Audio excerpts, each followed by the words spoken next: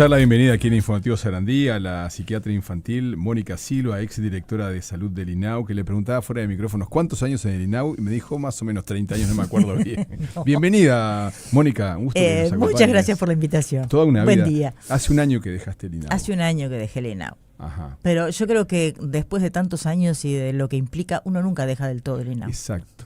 Además uno se imagina la intensidad de una tarea de estas características. Cuando estamos hablando de salud mental en la infancia y adolescencia, de un sector de la población que está en el INAU. Que es el sector más vulnerado, más agredido, más roto y con menos posibilidades de encontrar ayudas. ¿De qué edades hablamos de el amplio El INAU atiende de 0 años. ¿Qué te tocó a ti? De todos, de 0 años, y a nivel de discapacidad el INAU tiene gente de 70, 80 años. Porque en realidad en los cotolengos o todos esos lugares donde ingresa un discapacitado, alguien con una discapacidad severa, nunca se va. Por ley, el INAU nunca los egresa. Es decir, viven y mueren, o viven hasta que mueren allí. Y hay gente muy grande, que en algún momento se pensó que el MIDES lo iba a poder como asumir. Bueno, es todo un tema a pensar, pero en realidad siguen estando allí. Una persona que entró como un niño y hoy tiene... Y es 70 un abuelo. años y es un abuelo y claro. sigue allí. Claro. Siguen allí. Uh-huh. En los cotolengos, digo porque es lo que más la gente conoce, hay muchos hogares, ¿no?, de ese tipo, pero los cotolengos, el Don Orione y todo eso, la gente los conoce. Y bueno, eso está sustentado en gran parte por el INAU, o sea, el INAU es quien convenia y paga per cápita para que esas personas sigan allí. Hay lugares, a la gente que a veces le cuesta y tiene que ver con... como la Escuela Horizonte, que también es bastante conocida, pero hay un hogar oficial que también tiene una población similar, en donde ingresan los chiquilines que salen de repente de situaciones de agravios neurológicos muy graves, por cuestiones perinatales, por enfermedades, por lo que sea, que son parálisis cerebrales, o sea, están en una cama, que no se pueden alimentar por boca, sino por un tubo, que están con respiración artificial y están allí. Es como un hospitalito en el cual están y a cargo de INAU, con cuidados de enfermería, médicos, todo, porque sostener eso en una familia es muy difícil. ¿Qué familia tiene la estructura económica para sostener un niño en una cama 24 horas, con respiración artificial, con una gastrostomía, con sonda? No se puede, no existe, digo, hay alguna excepción. Claro, pero claro. Sí. En general ninguna familia, nosotros no podríamos tener a nuestro hijo en esas condiciones, porque se necesita una cantidad de dinero muy grande. Y bueno, esos niños están también allí. Mónica, alguna vez te pasó, seguramente en todo este tiempo, ¿no?, pero más en tiempos modernos, es decir, no podemos cubrir todo, no podemos. Pasa todos los días en el INAU, no podemos cubrir todo, por muchos motivos. Primero, porque el INAU viene ampliando su cobertura en números de niños, ¿no?, a lo largo de los años por múltiples motivos. Segundo, porque el INAU fue ampliando la cobertura en primera infancia con una estrategia bien buena, digamos, de cuidar la primera infancia, porque es la que más adelante, si no, se va a complejizar, con los centros CAIF, que también dependen de INAU, y esa cobertura es enorme en todo el país. Pero también porque la población cambió, porque el mundo cambia, porque todos cambiamos, y porque la salud mental en nuestro país es un gravísimo problema. Si nosotros miremos las tasas de suicidio, tenemos un 24 cuando en América Latina en general estamos en 8, 7, ¿no? Tenemos cifras a nivel mundial altísimas, segundo o tercer lugar en suicidios. Entonces hay un grave problema de salud mental que también afecta a la infancia. Uh-huh. Pero además, porque el sistema social al cambiar y hacerse más inconsistente, más líquido, dijera Bauman, ¿no?, de esta sociedad líquida en la que uno vive, el niño no encuentra redes de sostén ni de soporte para crecer. Pero si ese niño tiene la suerte de haber crecido en una familia media alta, donde tiene una escuela que sostiene, donde tiene un grupo de amigos, donde tiene un club, donde tiene capaz que un colegio que tiene actividades, ese niño capaz que puede ir supliendo parte. Igual están sufriendo y la infancia está toda mal, no solo la del INAU. Pero si yo nazco en un asentamiento en donde tengo una mamá sola, capaz que deprimida, con gran posibilidad de depresión, porque tenemos esas mujeres solas que pelean con 5 hijos en un rancho con piso de barro, sin luz, sin agua, y es brutal. Y después a veces uno le pide a esta mamá, porque en el consultorio uno lo ve a veces en el sistema de salud, que además es muy hostil, igual que el educativo con estos gurises, pero señora, ¿cómo se le va a escapar? Sí, se le escapa, porque la señora se queda dormida, porque la puerta es una cortina y porque no hay cómo evitar, porque la pobre mujer está agotada. O porque a lo mejor es una consumidora que también está, o porque a lo mejor está hostigada por una situación de violencia doméstica. Entonces le estamos pidiendo a la familia lo que tampoco la familia puede. Hay que pensar más grande, ¿no? Porque ni la familia ni el INAU solos, nadie se salva solo. Bueno, nadie se salva solo. Con esto de directora de salud, Sí. Mónica, a mí ya me entra la duda de qué lugar está ocupando la dirección de salud dentro del INAU. Bueno, ¿de qué ahora, se ocupa la dirección de bien. salud? Que poco sentimos hablar Es que de la no dirección de existe, salud. para el imaginario colectivo no existe. Y por eso cada directorio nuevo que viene dice, pero ¿y esto? ¿Qué es esto? Históricamente era una división enorme, que la fueron achicando por un tema presupuestal durante muchos años, pero acá la idea era, estos gurises no pueden acceder al sistema de salud por múltiples motivos, que es la accesibilidad hostil que tiene el sistema de salud. Si yo tengo que llamar por WhatsApp... Accesibilidad hostil. Claro, porque uno tiene que... ¿Cómo consigo hora yo en un médico, en una policlínica? ¿Sí? La tengo dentro de un mes, me tengo que acordar. Si yo no me van a mandar por WhatsApp y yo tengo teléfono en el asentamiento con WhatsApp siempre. Yo tengo la plata para llegar al boleto o tengo para ir, sacar hora, pagar boleto para sacar hora. Después hay un montón de cosas que hacen que sea difícil. Entonces, la idea nuestra fue generar, no nuestra, el sistema existía, pero cuando yo asumí es que este sistema sea accesible, sumamente accesible, abierto, de puerta abierta, la demanda que llegue. La vamos a recibir. Después vemos cómo la canalizamos. No quiere decir que hay que atender todo. Quiere decir, recibimos, escuchamos el problema. Puede ser una situación de abuso, un embarazo adolescente. Digo las cosas que uno realmente sabe que son urgentes. Una chiquilina de 13, 14 años que llega con una situación de embarazo posible. Yo no la puedo demorar 2 meses o 3 para que llegue un ginecólogo en ACE. Porque llego tarde, llego mal. Entonces yo tengo que atender ahora, ya. Las chiquilinas a veces... ¿Y qué va pasando? Si yo tengo un equipo médico y de salud abierto a escuchar la demanda, no importa cuál sea, los chiquilines aprenden que pueden venir al sistema de salud a pedir ayuda. Por violencia, por abuso, por relaciones sexuales, por enfermedades venéreas. En los niños más pequeños, bueno, son múltiples situaciones. Pero además de todo eso, que es como permitir que este derecho humano del acceso a la salud realmente esté habilitado, hay otra acción que es la acción de prevención y promoción. Dentro de los centros de 24 horas pasan muchas cosas, pero los aspectos sanitarios también se alteran. No es lo mismo si yo vivo en mi casa con mamá, papá y 3 hermanos, que si somos 20, de los cuales uno va, viene, que hay sarna, que hay piojo, que hay enfermedades infecciosas de piel, que viene... 1000 cosas, y además hay 15 educadores que traen sus propias enfermedades y sus propias cosas. Entonces se generan brotes epidémicos, se generan situaciones sanitarias X, que tiene que haber un equipo de salud que las vea, que las sepa manejar. Dependiente del INAU. O sea, en realidad puede depender de quien sea, pero que trabaje para eso. A mí no solo para eso. Claro, a mí no me importa en el Estado quién. El Estado es uno. Y si seguimos con la historia de que esto es mío y yo no pago esto porque es del otro, vamos mal. Bueno, como la determinación de decir que se ocupe ACE. Exacto. Esa determinación, sí que se ocupe ACE, deja absolutamente desprotegidos a los chiquilines. Entonces ahora la Dirección de Salud, ¿en qué está? La Dirección de Salud ahora está muy achicada, sigue funcionando. Hay muy cerquita de acá, Boulevard Artigas y General Flores. Hay un edificio hermoso que en su momento fue un hogar muy grande, donde una parte está INISA y hay un policlínico que tiene 10 consultorios, tiene 4 consultorios odontológicos con todo montado al mejor nivel pero al mejor nivel, porque los chiquilines, o sea, yo sin dientes no puedo ir al liceo, yo sin dientes no puedo ir a pedir un trabajo, por ejemplo, ¿no? Donde, y se hace todo, y en un convenio que tenemos con la UDELAR, con la Facultad de Odontología, se hacen todas las prótesis. ¿Eso está funcionando? Eso está funcionando. Eso sigue funcionando, pero con grandes dificultades por los retaseos que se hacen. También hay una farmacia, porque ese es el otro tema. ¿Qué nos pasó durante años? En hace años.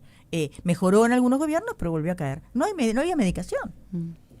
Y nosotros tenemos muchísimos chiquilines, con muchísima medicación. ¿Quién controla esa medicación de los hogares 24 horas, por ejemplo? Bueno, acá ahora entramos en una cuestión que empieza a descompaginarse. Sí. Nosotros teníamos un médico de cabecera, digamos, por llamarla de alguna manera, para cada hogar. No era uno por cada hogar, o sea, un médico tenía de repente 7 hogares bajo su responsabilidad. Entonces, ese médico era el que se referían desde el hogar, mirá, fulanito tal cosa, pasa tal otra, y una vez cada tanto pasaba, por los chiquilines que son medianamente normales, digamos, no están enfermos, no precisan un médico al lado, en eso estamos todos de acuerdo. Pero sí, uno dice, bueno, pero a ver, el médico pasa, conversa, ve cómo viene la mano, ve qué está pasando, revisa las medicaciones, ¿no? Hace las recetas, revisa los chiquilines, bueno. En la medida en que los chiquilines van creciendo y van entendiendo la importancia de cuidar la salud, intentamos que se acerquen a la policlínica del barrio y se suelten. Están creciendo, se tienen que soltar. Pero hay un primer momento en que no, porque vienen sin noción. La otra cosa que en salud mental en su momento teníamos un equipo importante, había guardias de psiquiatría, eso se perdió, el último psiquiatra. ¿Y estos médicos que hablabas siguen estando? Sí, hay pediatras, hay médicos generales, dejaron de estar los psiquiatras porque se fueron perdiendo los cargos, se fue yendo la gente y no hay más psiquiatras. La otra función que ahí tenía, que es, además de ver los hogares, la supervisión conjunta con otros equipos de los convenios. Los hogares, por ejemplo, Cotolengo. El Cotolengo funciona muy bien, yo no voy a hablar del Cotolengo, quiero decir como ejemplo. Podríamos poner ejemplos terribles, Tribal, Himalaya, bueno, te puedo dar lista de centros terribles. De Himalaya se me eriza la piel cuando a mí me habla de Himalaya. ¿Por qué? Porque Himalaya, desde que se abrió desde el área de la salud, nosotros dijimos que eso era imposible, que era una vergüenza de todo punto de vista. Lo que nos competía a nosotros, que era el área de la salud, pero uno ve, porque salud mental y funcionamiento socioeducativo van de la mano, ¿no? Después empezaron a pasar cosas de que en un determinado momento había, de los 8 chiquilines que tenía en padrón este hogar, 7 internados en el sanatorio psiquiátrico. No existe, no puede ser, o sea, no puede ser. ¿Cómo puede ser que tenés todos tus chiquilines internados? O sea, algo pasa que anda mal. Pero claro. Mónica. Sí, yo lo sé. Y culmina con algo que me costó mucho y me llevó muchas peleas, que fue el ingreso de la Republicana y el ataque a balazos a un chiquilín, balas de goma, adentro del centro. Eso salió en la prensa mucho tiempo después. Mucho después por investigación periodística. Por investigación periodística. Pero yo lo vi, yo sé lo que vi, porque fue tan brutal, porque más allá de que el chiquilín tuviera un revólver, un cuchillo en la mano, yo no discuto todo eso. Procedimiento policial, primero, en la tapa del libro está dentro del INAU que la policía no tiene que entrar a no ser que la cosa sea tremenda. Ni siquiera a veces en los motines en Colonia Berro uno intenta siempre otro. Supongamos que todo eso se había hecho.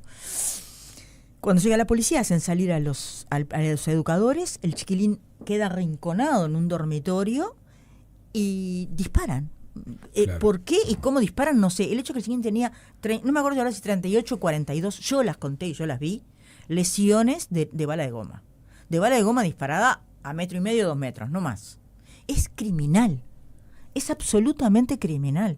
Pero más criminal fue, además tenía un corte en el cuero cabelludo que fue resultado, él dice, de un culatazo para que se quedara tranquilo. Más allá de eso, un chiquilín que tenía 14 años, vamos a entendernos, no estamos hablando tampoco de y no medía 1,90, que era chiquito. O sea, no le podías encontrar nada. Ese chiquilín lo suben al patrullero y lo llevan al hospital de clínicas. En el hospital de clínicas, el chiquilín es atendido misterioso proceso por el cual no quedan datos de cómo había sido el evento. En el hospital de clínicas probablemente piensan que esto fue, no sé, un chiquilín que estaba robando, claro, un hecho de violencia en la calle. Claro. Entonces lo atienden y lo dejan internado para que al otro día lo vea servicio social, bla, bla, bla. El equipo del hogar lo saca de alta contra voluntad médica, consigue una orden de internación psiquiátrica argumentando una crisis de excitación, que capaz que la tuvo, no dudo que en el momento la haya tenido, y lo llevan al sanatorio psiquiátrico, que tiene INAU conveniado. El personal, porque la gente trabaja en un convenio en donde sea, los trabajadores son los mismos y hay gente que está preocupada, la NERS y después el director me llama y dice, Mónica, tenés que venir a ver esto porque esto es horrible. No puede ser. Voy de mañana y me encuentro aquello que eran, pero o sea, el chiquilín, el nivel de lesiones que tenía, era uno al lado del otro, en todo el tórax. Se fue acribillado.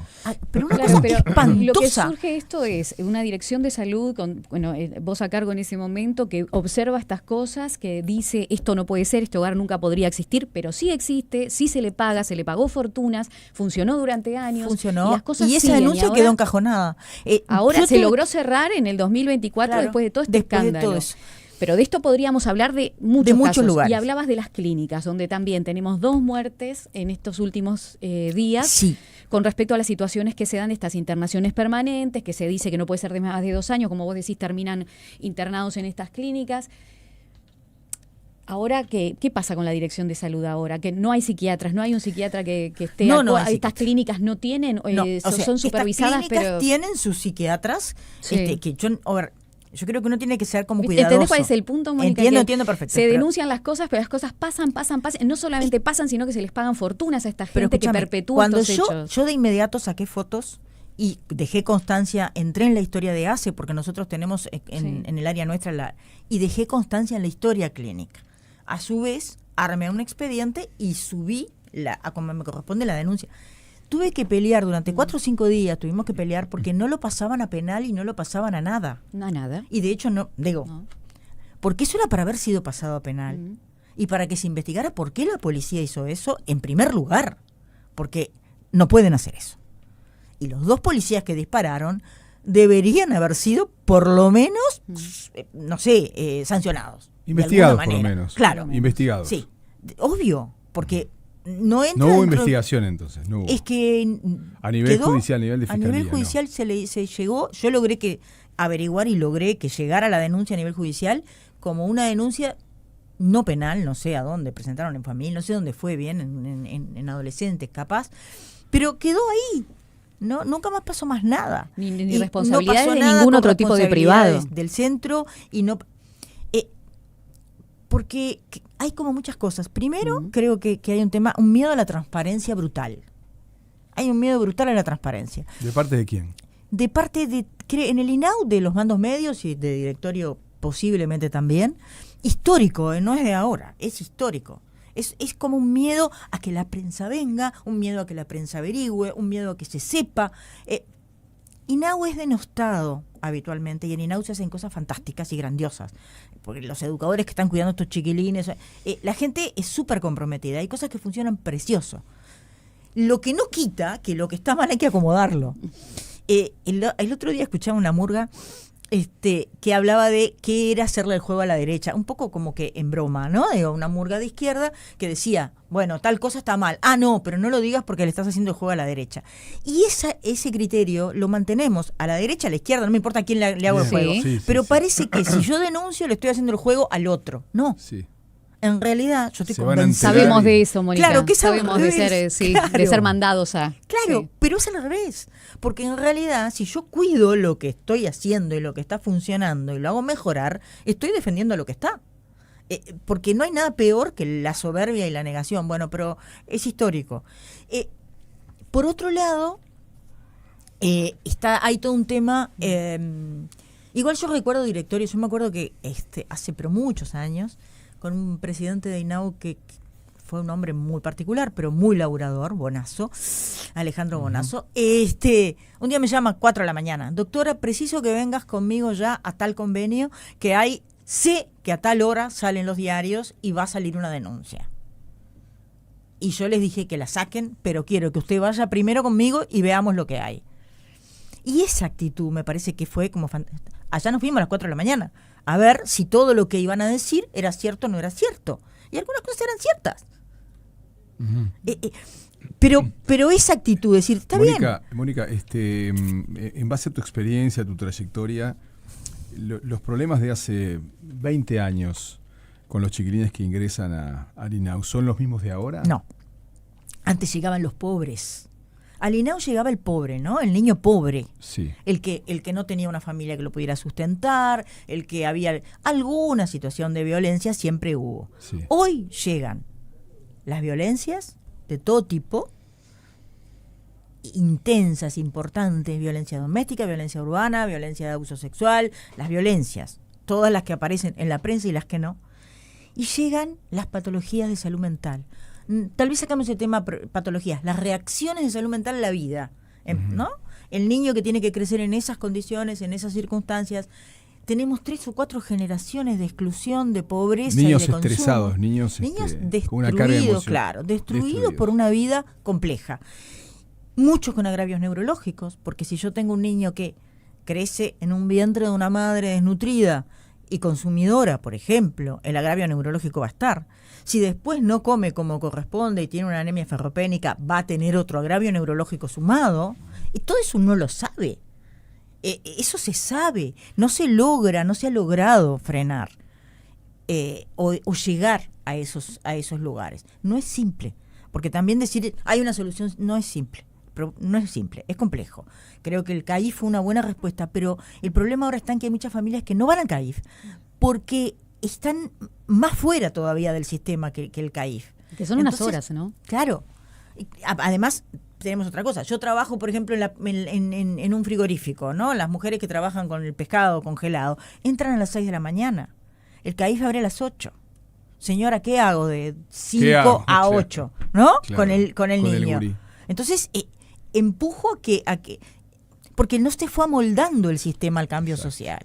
No tenemos esa familia. No hay elasticidad, no hay una elasticidad. Y no tenemos esa familia. No hay una persona que reciba a ese niño antes de por poner un ejemplo. No hay, claro. No está pensado que funcione antes. Yo entiendo que hay un costo para el Estado, sin duda, pero obviamente que hay un costo para el Estado. Estoy convencida de cualquier manera que en un tema de gestión, que también es otro tema, ¿no? ¿Cómo es la gestión del Estado en todo lo que hace, sobre todo a políticas sociales? Es un tema complejo. Gestionar bien, en forma eficiente. No gestionamos bien. Duplicamos respuestas por todos lados, las respuestas se contraponen, las respuestas no llegan. Hay un montón de cosas que hay que ordenar.